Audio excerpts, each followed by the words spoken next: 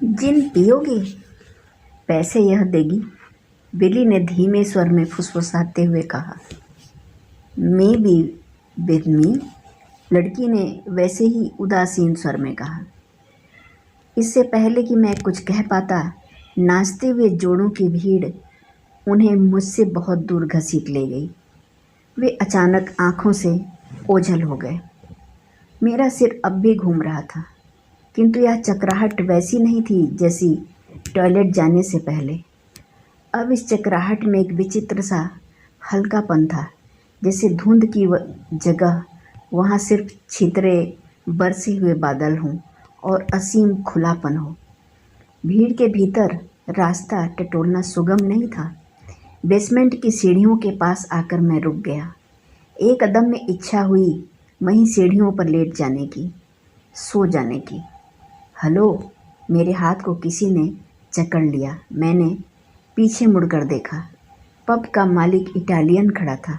शायद वह दूर से भागकर मेरे पास आया था। हाथों पर कमीज मुड़ी हुई, बाहें लटक आई थी। वह हाँफ रहा था, जैसे आसपास की हवा उसके सांस लेने के लिए बिल्कुल नाकाफ़ी हो। सुनो, वह तुम्हारा दोस्त है? मैंने कंधे सिकोड़ लिए। क्या तुम उसे यहाँ से नहीं ले जा सकते? मेरा मतलब है इस जगह से। हमारे चारों ओर नाचते हुए लोगों का दायरा कभी बहुत तंग हो जाता, कभी एकदम फैल जाता था। बैंड के आगे कोई व्यक्ति लाउड स्पीकर को दोनों हाथों से पकड़कर गाने लगा था। हम दोनों के बीच हमारी निगाहों के अलावा कोई भी नहीं था। तुम क्यों नहीं कह देते? मैंने कहा। मैं उससे कुछ भी नहीं कह सकता, वह मेरी बात कभी नहीं मानेगा। लेकिन क्यों? यह यहाँ क्यों नहीं रह सकता? यह जगह उसके लिए ठीक नहीं है। एक अवश्य सी कातरता उसके स्वर में उभर आई। मैं उसे पहले भी कई बार मना चुका हूँ। मेरे मन में इच्छा हुई वहीं सीढ़ियों पर लेट जाने की। देखिए, मैं कुछ भी नहीं कर सकता। हमारी मुलाकात कुछ घंटे पहले हुई थी। आप विश्वास नहीं करते। एक क्षण के लिए मुझे उसके दयनीय चेहरे से घृणा हुई, जब जैसे मैंने किसी गिलगिली सी चीज़ को छू लिया हो। मैं उसे ठीक से भी नहीं जानता, यह भी नहीं जानता कि उसका पूरा नाम क्या है। मैंने कुछ इस तरह कहा जैसे ज़िंदगी में पूरा नाम जानना बहुत महत्वपूर्ण हो, जैसे उसके बिना कुछ भी नहीं हो सकता। एकाएक उसने मेरे दोनों हाथ पकड़ लिए। वह बिल्कुल मेरे पास सरक आया। तुम यहीं रहोगे? हाँ, मैंने सिर हिलाया। जब तक तुम बाहर न फेंक दो। उसकी पकड़ ढीली हो गई, किंतु उसकी आंखें अब भी मुझे टटोल रही थी। मैं सीढ़ियाँ चढ़ने लगा। मुझे बराबर यह लगता रहा कि अब भी उसने मुझे पीछे से पकड़ रखा है। हे ईश्वर, मैं एक सिगरेट पी सकता। लगता है मैंने एक मुद्दत से सिगरेट नहीं पी। जब मैं धक्के खाता और अपनी सामर्थ्य के अनुसार दूसरों को धक्के देता, वह अपनी मेज़ के पास पहुंचा तो जॉर्ज सबके प्रति तटस्थ होकर सो रहा था। उसका सिर मेज़ के किनारे पर टिका था। उसकी देह कुर्सी पर सिकुड़ गई थी। अधमूंदी आंखों के बीच सफ़ेद पुतलियां मैली रुई के फाहों सी उभर आई थीं। पहले मुझे भ्रम हुआ कि वह मुझे देख रहा है, जो सच नहीं था। उसके होठों के कोरों पर थूक बह आया था, चौक की महीन रेखा सा, सूखा और सफ़ेद, जो मैंने रुमाल से सबकी आंख बचाकर पोंछ दिया। उस रात पहली बार मुझे लगा कि वह उम्र में बहुत छोटा है, हास्यास्पद रूप से छोटा और अनजान। मेरा गिलास खाली था। मैंने थोड़ी सी लागर उसके गिलास से अपने गिलास में उड़ेल ली। एक क्षण के लिए लगा जैसे वह अधमुंदी आँखों से मुझे देखता हुआ मुस्कुरा रहा है और उसमें हल्का सा व्यंग छिपा है, शायद बन रहा है। मैंने सोचा सो नहीं रहा और मुझे देख रहा है, लेकिन शायद यह भी मेरा भ्रम हो। मैंने सोचा और पीने लगा। फिर मुझे कुछ अकेला सा लगा। सोचा अपने मित्र को टेलीफ़ोन कर दूं। हो सकता है उसकी गर्लफ्रेंड अब तक चली गई हो और मैं उसके कमरे में सो सकता हूँ, लेकिन यदि वह हुई तो उसे बुरा लगेगा। इसे उठा दूँ यह कब तक ऐसे सोता रहेगा। मैंने सोचा इतनी उम्र में घर से भाग आया है और अब सो रहा है। मुझे एक एक पुरानी बात याद हो आई। यूरोप आने से पहले वह घर में आखिरी रात थी। माँ बार बार उठती थी और पानी पीने के बहाने देखती थी। अपने घर की छत पर मेरी आखिरी रात थी। वह जुलाई की रात थी और मुझे दूसरे दिन चले जाना था और बाबू मेरे बिस्तर के पास खड़े रहे थे। सोचा था मैं सो रहा हूँ, मैं सब कुछ देख सकता था। वैसे भी हमारे शहर में जुलाई की रातें बहुत उजली होती हैं। आंखें मूंद भी लो तो भी सब कुछ दिखता था। फिर सहसा इच्छा हुई कि मैं बाहर चला जाऊं। यह बहुत आसान था। पहले मैं अपनी कुर्सी से उठ खड़ा हूँगा, फिर दरवाज़ा खोलूँगा और बाहर चला जाऊँगा। Just to come out. यह बड़ी बात है, मैंने सोचा। उसके मुंह पर थूक फिर बह आया था, होठों से बहता हुआ ठुड्डी तक, जहाँ नीले कांटों से बाल उगाए थे। मैं रुमाल से फिर उसका मुंह पोंछ देता हूँ। आवाज़ें, एक बदहवास सी चीख। बेसमेंट की दीवार पर छायाएं डोलती जाती हैं, एक भयंकर दुःस्वप्न सी। कुर्सियों को खींचने की आवाज़, अटपटी सी हंसी, लेकिन है कुछ नहीं। मैं उठता नहीं। गिलास में अब भी लागर बची है और मैं उठ नहीं सकता। और तब अचानक उस क्षण मुझे अपने में एक अजीब सी शांति महसूस होती है, घनी चिलचिलाती गर्म रेत के अंतहीन फैलाव सी, और मैं उसे पकड़े रहता हूँ। Just to come out, just to. मैं पूरी शक्ति से जॉर्ज को झिझोड़ने लगता हूँ। वह एकदम हड़बड़ाकर उठ बैठा और विमूढ़ भाव से मुझे देखने लगा, कुछ उस ट्रेंड जानवर की तरह जो ऐन मौके पर अपना पाठ भूलकर आसपास खड़े तमाशबीनों को देखने लगता है। फिर सहसा उसकी आंखें अजीब सी आतंकग्रस्त हो आईं। बात क्या है? चलो यहाँ से चलना होगा। लेकिन क्या अभी? वह कुछ भी नहीं जानता। मैं जल्दी में निश्चय नहीं कर पा रहा था कि क्या उसे कुछ भी बताना उचित होगा। क्या मैं सो गया था? उसने पूछा। न जाने मेरे चेहरे पर क्या था कि वह एकाएक शंकित सा हो उठा। यह शोर कैसा है? उसका चेहरा बिल्कुल वैसा हो गया जब हम सोडा फैक्ट्री के बाहर अंधेरे में खड़े थे। अब वह घड़ी कितनी दूर लगती है और कितनी अप्रासंगिक। हमें चलना होगा बाहर। बाहर लंदन की रात है, हमारी प्रतीक्षा करती हुई, हमें निगल जाने के लिए आतुर। बिली कहाँ है? हम उसके बिना नहीं जा सकते। वह आ नहीं सकता। पब का दरवाज़ा खुलता है। कुछ लोग हड़बड़ाकर भीतर घुसते हैं। They are there the damned. एक बहुत ही भद्दी गाली और आवाज़ें, मक्खियों के भिनभिनाहट की मानिंद अर्थहीन। मैं उसका हाथ पकड़कर घसीटता हूँ। मैं जाऊँगा नहीं। तुम पागल तो नहीं हो? वे कहाँ हैं? मैं गुस्से में उसे उठा देता हूँ। वह बिल्कुल मेरे सामने खड़ा है। बताओ, वे कौन? मैं उसके कंधे हिलाता हूँ और वह, बोलो, वे कौन? यू आर ड्रंक, उसने कहा और एक झटके से अपने को छुड़ा लिया। शायद यह सच है। मैंने सोचा शायद मैंने बहुत पी ली है। इस ख्याल से मुझे बहुत सांत्वना मिली है। तुम यहीं रहोगे? मैं कहीं भी रहूं, उसने कहा। सुनो, मैं बीच की कुर्सी हटाने की चेष्टा करता हूँ। You are drunk. वह पीछे हट गया। मैं जाने लगा, वह भी, लेकिन मुझसे अलग।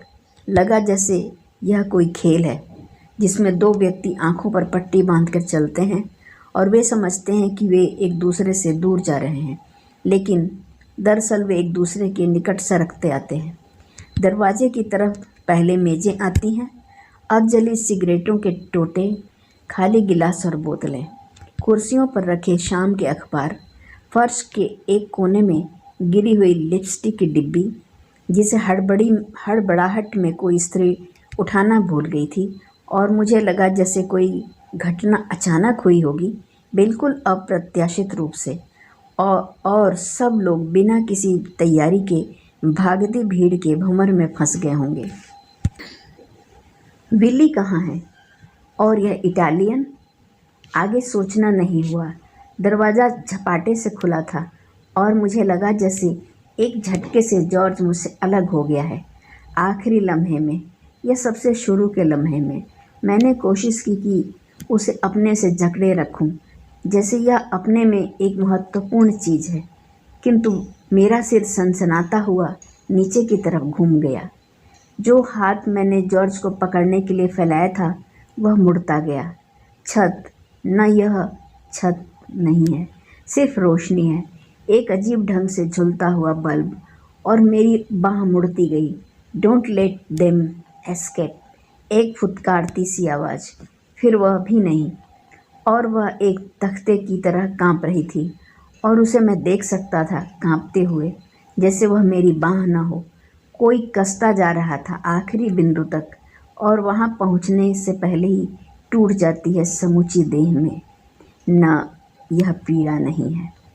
पीड़ा की एक सीमा होती है और उसके परे उसकी पहचान खत्म हो जाती है। आई से लीव हिम स्टोन। यह क्या इटालियन की आवाज़ है? मुझे हल्का सा आश्चर्य होता है। मेरे ऊपर झुके हुए चेहरे एक एक करके उठ रहे हैं, लेकिन मैं उन्हें देख नहीं सकता, सिवाय उनकी गर्म सांसों के जो गर्दन को बार बार छू जाती हैं। फिर वह भी नहीं। तुम उठ सकते हो? मैं अपनी बाँह को देखता हूँ। वह अब फर्श पर पड़ी है। आश्चर्य है, वह अब तक मुझसे जुड़ी है। मैं बैठ गया हूँ। फिर अनायास मेरे हाथ गालों पर चले जाते हैं। वे गीले हैं। ये आंसू हो सकते हैं। इस पर मैं विश्वास नहीं कर सका। वे बेहुदा ढंग से खुद ब खुद निकल आए थे और मुझे पता नहीं चला था। कुछ उस व्यक्ति की तरह जो सुबह अपने बिस्तर को गीला पाता है और विश्वास नहीं कर पाता कि उसने ही। कुछ पियो। इटालियन मेरे इर्द गिर्द मंडरा रहा है। बिली कहाँ है? मैंने पूछा। वे उसे मार डालेंगे। मैंने तुमसे क्या कहा था? उसका गला अजीब ढंग से रुंध गया है।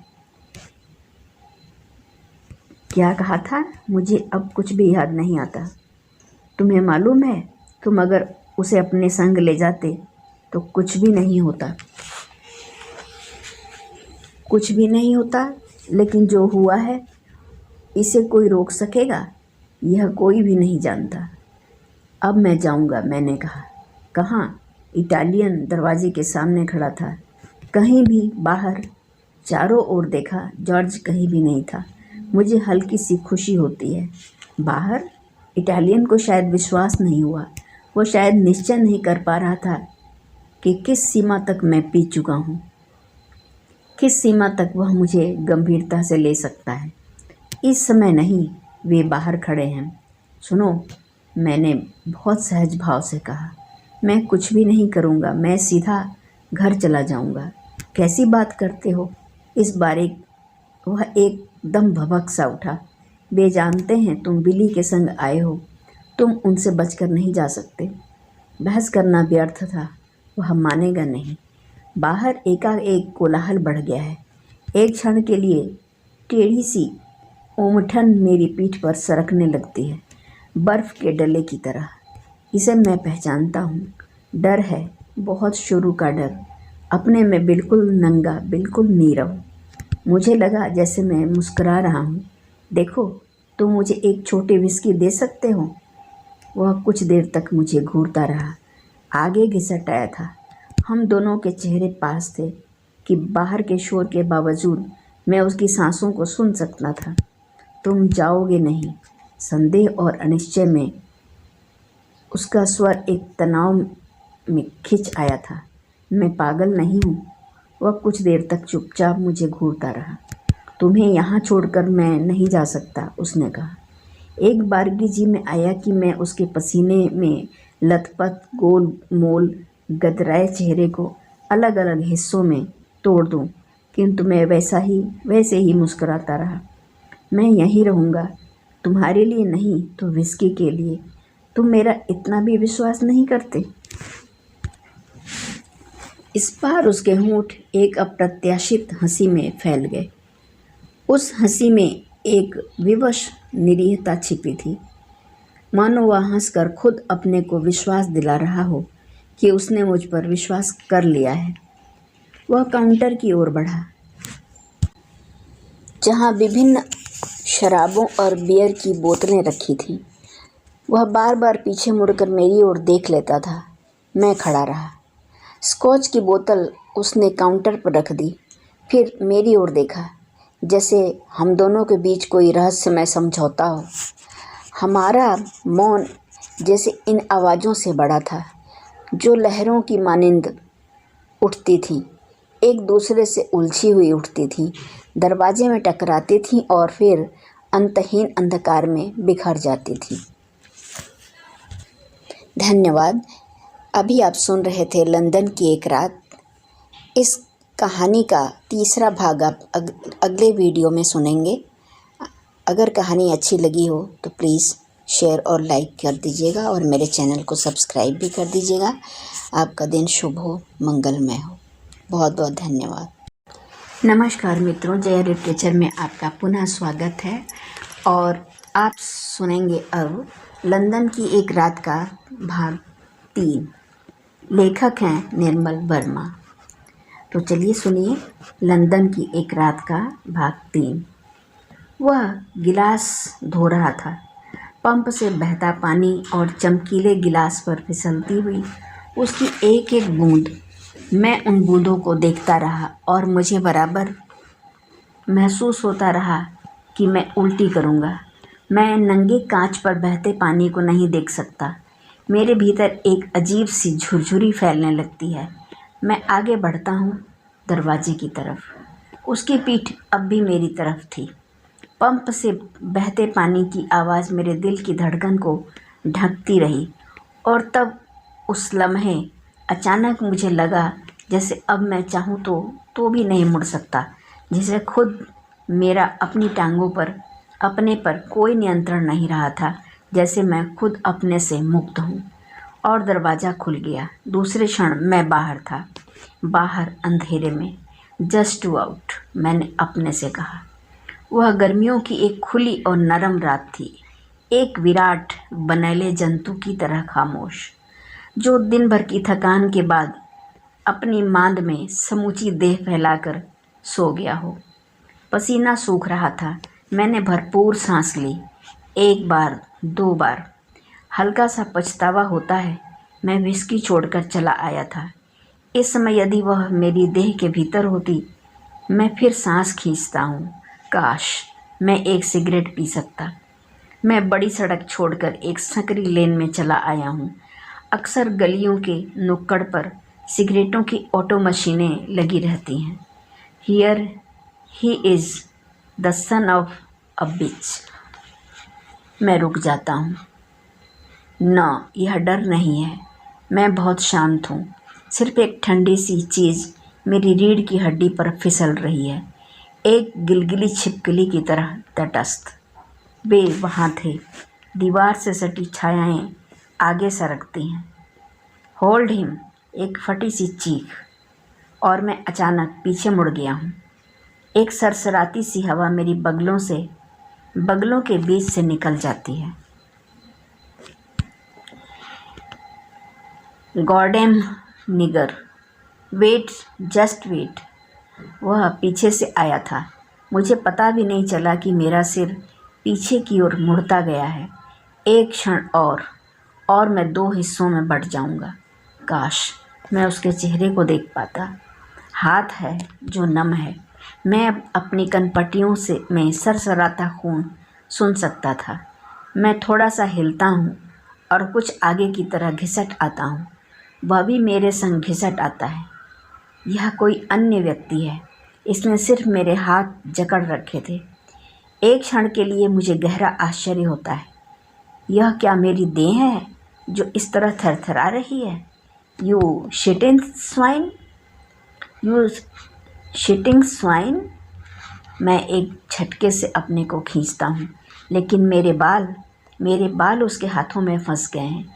उसकी नंगी बाँह मेरे मुंह के सामने हिलती है और अनायास मैं अपने दांत उसमें गड़ा देता हूँ। ओह लीव इट बगर। एक टूटती सी सांस। वह मुझे हिलाता है, 1 बार, 2 बार, और हर बार मैं शराबी सा उसकी बाँह पर झूल जाता हूँ। Leave him alone, you sun of a white वोर। क्या यह बिली की आवाज़ है? मैं पूरी शक्ति से चीखने की चेष्टा करता हूँ, किंतु सिवाय ये एक भयावह घुर्र घुर्र के मेरे मुंह से कोई भी स्वर नहीं निकल पाता। और तब सहसा मुझे लगता है उसकी पकड़ ढीली पड़ गई है। मैं अपने को उठा सकता हूँ। मेरी आंखें खुलती हैं। अंधेरे का एक नीला दरिया मेरे सामने से गुजर जाता है और उसके परे लाल हरे गुलाबी धब्बे तिरते जाते हैं। मैंने इन्हें कभी देखा है, मुद्दत पहले कभी देखा है, जैसे यह कोई पहचानना सा दुःस्वप्न है जिसे मैं दोहरा रहा हूँ शुरू से अंत तक। मुझसे 2 गज के फासले पर वह खड़ा था, गली की दीवार से सटा हुआ। एक क्षण के लिए विश्वास नहीं हो सका कि वह बिली है, वही व्यक्ति जिसके संग कुछ देर पहले मैं लॉगर पी रहा था। किंतु क्या वह मुझे पहचान सकता है? और वह ब्लॉन्ड लड़की और जॉर्ज, क्या वे स्मृति के घेरे से बाहर कहीं रात में डूब गए हैं, हमें यहाँ छोड़कर, जो इस क्षण खुद अपने को नहीं पहचान पाते? सिर्फ 2 गज और बीच का अंधेरा, भीड़, आधा चेहरा और एक लंबा युवक जो बिली पर झुका है। बिली की कमीज का कॉलर हाथ में पकड़कर वह उसे दीवार के पास घसीट लाता है। खटाक खटाक वह स्कार्फ फूल बन जाता है। स्कार्फ जो उस लंबे व्यक्ति ने गले में बांध रखा है, रंगीन, उस पर गुलाब के फूल छपे हैं। गुलाब के फूल और खून जो बिली के होठों से फिसलता हुआ उसकी गोटी तक बह आया है। एक क्षण के झिलमिले में सब कुछ उभर आया है, आवाज़ें, पसीना, लेन की खट्टी सी गंध और हंसी। और तब वह आया था एक ठिगना सा व्यक्ति जो अभी तक भीड़ के अंधेरे में छिपा था। उसकी घनी भौहों के बीच छोटी अस्थिर आंखें चमक रही थीं। भौहों के बाल इतने लंबे और घने होकर उसकी आंखों पर झुक आए थे कि लगता था जैसे उसने अपने चेहरे पर किसी कुत्ते का मास्क पहन रखा हो। वह बहुत ही धीमे कदमों से बिली की ओर बढ़ रहा था। कहाँ गई तुम्हारी डार्लिंग? उसने झटके से बिली की ठुड्डी को ऊपर उठा दिया। बोलो, कहाँ गई? हर बार कहाँ गई कहते समय वह बिली के सिर को दीवार पर धकेल देता था। हर बार बिली की देह एक शराबी की तरह झूम जाती थी और वे हंस रहे थे। बैश हिम देयर, दूसरे ने अपने की ओर इशारा किया। खट खट सिर के दीवार से टकराने की आवाज़। खट खट मेरे दिल की पगली ज्वरग्रस्त धड़कन। पसीने और खून से लिथड़ी बिली की कमीज और एक अनवरत कभी न ख़त्म होने वाली खटखट और एक भुतैली सी हंसी। बोलो, कहाँ गई? Speak speak speak you filthy, हा हा हा। खट खट खट स्कार्फ में झूलते हुए रंगीन गुलाब के फूल। मुझे अब कुछ भी याद नहीं। सच पूछो तो मुझे यही नहीं मालूम कि मैं स्वयं चिल्लाया था या कोई बाहर की चीख मुझे सहसा झिंझोड़ गई थी। नहीं, आज भी मैं विश्वास नहीं कर पाता कि वह भयावह चीख मेरे गले से निकली होगी। मुझे सिर्फ इतना भर लगा था कि मेरी सांस एक अंधे चमगादड़ की तरह मेरी छाती की दीवार से टकराती हुई बेतहाशा फड़फड़ाने लगी थी और मैंने एक धक्के से उन दोनों हाथों को अपनी गर्दन से छुड़ा लिया जिन्होंने अब तक मुझे रोक रखा था। सिर्फ 2 गज और बीच का अंधेरा। मैं बिली की तरफ बढ़ा था। मैं उससे कुछ कहना चाहता हूँ, उसे छूना चाहता हूँ। मुझे लगता है यह बहुत महत्वपूर्ण है। बीच का अंधेरा और वे ठंडे हाथ, और तब वह चीख। मेरा सिर उस अदृश्य व्यक्ति की ठुड्डी से टकराया था जिसने मुझे बीच में पकड़ लिया था। दूसरे हाथ से उसने मेरा चेहरा भींच लिया। मेरा मुंह उसकी कमीज पर घिसटता गया। I will teach you how to run bastard. न जाने क्यों मैं अपनी टांगों को बेतहाशा मिर्गी के मरीज की तरह हवा में घुमाने लगा। कुछ नहीं होगा, मैंने सोचा, वह मुझे छोड़ेगा नहीं। और तब मुझे लगा जैसे अब मैं सांस नहीं ले सकूंगा, किंतु यह गलत था। हर दूसरी सांस पहली सांस की गिरफ्त से अपने को छुड़ाकर ऊपर आती थी, फिर मुझसे चिपक जाती थी और सोचता था यह आखिरी है। लेकिन तीसरी सांस फिर छटपटाते हुए अपने को दूसरी सांस के पिंजरे से छुड़ा लेती थी और मुझे आश्चर्य हुआ कि कोई भी सांस पीछे रहकर आखिरी नहीं बनना चाहती। और तब एक भयंकर सी खुशी ने मुझे अपने में लपेट लिया, जैसे मैं अब तक सिर्फ इस लम्हे के लिए जी रहा था, अब वह आ गया है और आने वाली घड़ियों में कोई भी ऐसी चीज़ नहीं होगी जिसके मानी वही होंगे जो पहले थे। कोई भी डर पहले डर जैसा नहीं होगा। मैं भूल गया था कि मैं अकेला हूँ। मैं सिर्फ यह जानता था कि वे मुझे अकेला नहीं छोड़ेंगे और मैं बच नहीं सकता। उस रात मुझे पहली बार लगा कि अकेला होना ही काफ़ी नहीं है क्योंकि वे हर जगह हैं। और यह मैं जानता था, सिर्फ यह नहीं जानता था कि एक दिन वे मुझे पकड़ लेंगे। अब वह पहले जैसा आकारहीन नहीं था वह डर। अब वह ठोस था और सीमित था, उतना ही बड़ा जितना मैं हूँ। हम दोनों अंधेरे में जानवरों की तरह सांस ले रहे थे और मुझे लगा जैसे मैं आखिर तक अपनी टांगों को इसी हवा में घुमाता रहूँगा।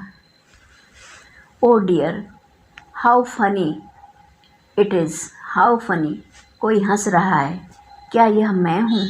हंसी जिसकी कोई आवाज़ नहीं, घूंसे, गालियाँ और फिर वही हंसी। वे मुझे घसीटते ले गए हैं गली के कोने तक। मैं उठने की कोशिश करता हूँ और बैठ जाता हूँ। फिर इच्छा होती लेट जाने की वहीं सड़क पर, लेकिन आंखें बंद करते ही लगता है जैसे और चीज़ एक ज्वार की तरह ऊपर बढ़ती है, मेरी टांगों में, छाती में, बाहों के जोड़ों में उठती है और बह जाती है। क्या यह पीड़ा है? और मुझे हल्का सा आश्चर्य होता है कि मैंने ज़िंदगी के इतने बरस बिता डाले और कभी इसे नहीं जाना। लगता है मेरी चेतना ने इस पीड़ा का एक छोर पकड़ लिया है और घिसटती जा रही है। कभी सिर्फ चेतना रह जाती, पीड़ा से अलग। तब लगता है जैसे मैंने कुछ खो दिया है। बारिश की शाम है और मैं दोबारा अपने शहर की सड़कों पर एक सिरे से दूसरे सिरे तक भाग रहा हूँ।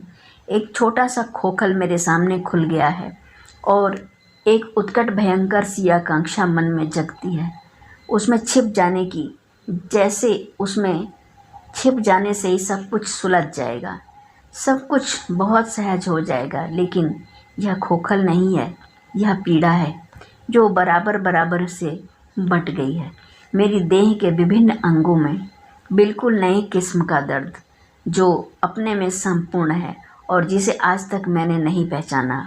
How funny it is, how wonderful funny.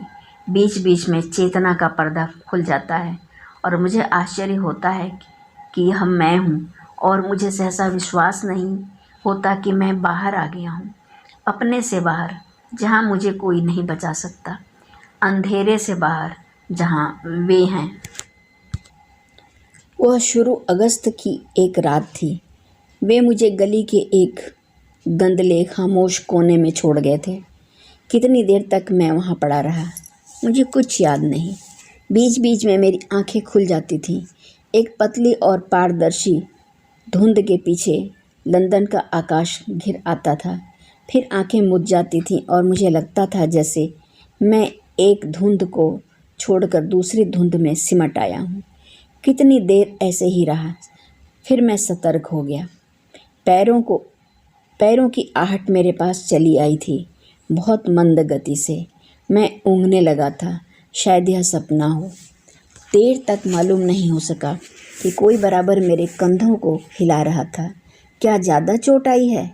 नहीं, ज़्यादा नहीं। आंखें खुल गईं। मेरे ऊपर जॉर्ज का चेहरा झुका था। लॉगर की हल्की सी गंध मुझे छू गई। न जाने क्यों उस गंध के संग एक दूसरी स्मृति उभर आई, मोत्सार्ट के सेरेनाड की एक बहुत पुरानी ट्यून भी नहीं, महज एक टूटी टहनी सी थिरकन, जिसे कुछ घड़ियों पहले पब में अचानक पहचाना था। तुम यहाँ हो? मुझे मालूम था वे तुम्हें यहाँ लाए हैं, मैं देख रहा था, उसने कहा। बिली कहाँ है? Let him go to hell. अगर वह नहीं होता तो कुछ भी नहीं होता। क्या कुछ नहीं होता? अचानक बड़ी सड़क से एक कार गुजर गई। हमारी आंखें चुंधिया गईं। मेरा ध्यान पहली बार अपनी ओर खिंचाया। कमीज का कॉलर ऊपर से फट गया था। पैंट पर गर्द, धूल और बियर के धब्बे थे और मुझे लग रहा था कि बदन के पसीने से चिपकी मेरी बनियान से एक बोझिल गीली गीली सी भाप निकल रही हो। तुम वापस क्यों आए? मैं भीतर आना चाहता था तुम लोगों के पास, लेकिन तुम जानते हो। It is all right George, मैंने उसे बीच में ही रोक दिया।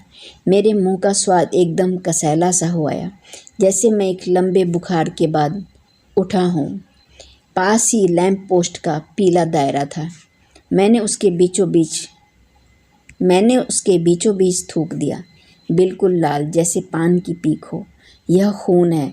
मुझे बहुत अजीब सा लगा। मैंने एक बार फिर थूका। इस बार अपने खून को दोबारा देखने का लोभ संवरण न कर सका। तुम्हें ज़्यादा चोट तो नहीं आई? जॉर्ज ने कहा।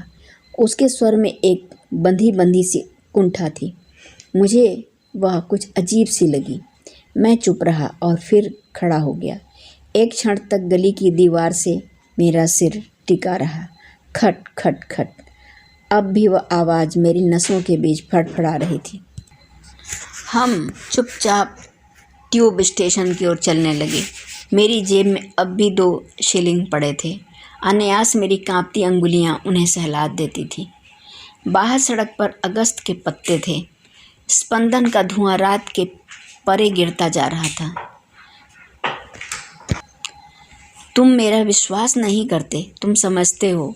जॉर्ज ने ज़बरदस्ती मेरा कंधा पकड़ लिया। इट इज़ ऑल राइट, मैंने उसका हाथ कंधे से अलग कर दिया। काश वह इस समय मेरे संग न होता। हम ट्यूब स्टेशन की सीढ़ियाँ उतरने लगे। प्लेटफार्म उजाड़ पड़ा था। बेंचों पर इक्के दुक्के आदमी बैठे ऊँघ रहे थे। हमारे बिल्कुल पास खंभे की आड़ में एक जोड़ा दीवार से सटा था। लड़की अपने बालों पर बार बार हाथ फेरती थी। उसके सामने खड़ा युवक कुछ दबे स्वर में फुसफुसा रहा था। लड़की बार बार हंसने लगती थी और चौंक कर दोनों ओर देख लेती थी। टिकट खरीदकर हम पास की खाली बेंच पर बैठ गए।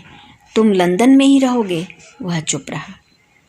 उसकी आंखें बत्तियों के परे अंडरग्राउंड की सुरंग पर स्थिर थी, अंधेरी सिली। लगता था सुरंग का अंधेरा ऊपर शहर के अंधेरे से कट गया हो, जैसे गंदले पानी का ठहरा चाह बच्चा हो। न जाने विली कहाँ चला गया। विली? मैंने उसे देखा नहीं, उसने कहा। लेकिन तुम बाहर खड़े थे, तुमने अभी कहा था। मैंने कुछ भी नहीं देखा। हम फिर चुप हो गए, किंतु उस चुप्पी में एक बोझिल सा तनाव था, जैसे कोई चीज़ बार बार हमारे बीच आ जाती हो और हम बार बार उसे अलग ठेल देते हों। तुम समझते हो मैं झूठ बोल रहा हूँ, उसने कहा। मैं दूसरी ओर देखने लगा। तुम कुछ भी समझो, मुझे इसकी कतई परवाह नहीं, उसने कहा। डोंट बी सिली, मैंने कहा। तुम मेरा विश्वास नहीं करते। इस बार उसने मेरी ओर देखा। तुम सोचते हो मैं भाग गया था? उसके होंठ कांप रहे थे। डैम इट, आई से डैम इट। उन्होंने मुझे पकड़ रखा था और मैं तुम्हारे पास। It is all right George. Oh no, it is not all right, वह जैसे चीख रहा हो। पास की बेंच पर ऊँघता हुआ आदमी उठ बैठा और हमारी ओर देखने लगा। जॉर्ज सुनो, मैंने उसके कंधे पर हाथ रख दिया।